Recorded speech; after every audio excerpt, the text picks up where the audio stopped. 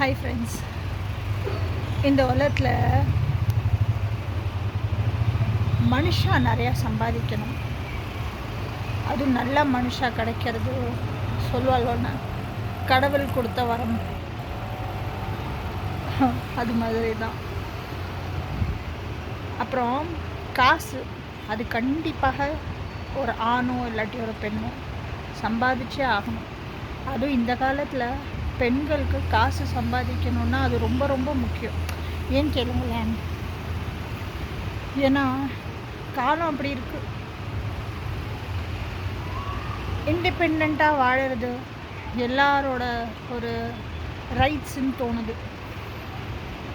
இப்போ ஹவுஸ் ஒய்ஃப்ஸே எடுத்துக்கோங்களேன், அவளோட கரியர்ஸ் எல்லாம் விட்டுட்டு எல்லாத்தையும் விட்டுட்டு வெறும் குடும்பத்துக்குனே வாழறாள். அவளுக்கு எந்த விதமான அங்கீகாரமும் இல்லாமல் போயிடுத்து.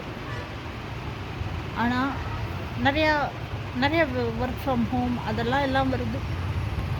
காசு சம்பாதிச்சாலுமே இந்த காசை எப்படி சேமிக்கணும், நம்ம மேலே எப்படி செலவு பண்ணணும், அது அந்த நினைப்பு கண்டிப்பாக ஒவ்வொரு பெண்ணுக்கு இருக்கணும்.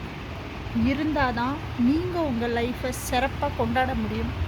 அப்படி இல்லைன்னா நீங்கள் காசு சம்பாதிச்சுட்டு உங்களோட ஃப்ரெண்ட்ஸ்க்கோ இல்லாட்டி ஃபேமிலிஸ்க்கோ யாருக்காவது வேணும்னா அப்படி அந்த காசை எடுத்து கொடுத்துட்டேன்னு வச்சுக்கோங்களேன், உங்களுக்குன்ட்டு காசு வேணுங்கிற போது யாருமே சத்தியமாக தரவே மாட்டாங்க. நான் அப்புறம் தரேனே, என்கிட்ட இப்போ கையில் காசு இல்லைம்மா, அப்புறம் தரேன் அப்படின்ட்டு சொல்லுவாங்க. ஆனால் அந்த காசு இல்லை அப்படிங்கிற ஒரு விஷயம் இருந்ததுன்னு வச்சுக்கோங்களேன், அது மிகப்பெரிய கொடுமையான விஷயமா இருக்கும். ஸ்பெஷலி எப்போ தேவைப்படுதோ அப்போ காசுக்கு கண்டிப்பாக இம்பார்ட்டன்ஸ் கொடுக்கணும். ஆமாவா இல்லையா? கமெண்ட் செக்ஷனில் சொல்லுங்க. Okay, I will be waiting for the comments. Thank you.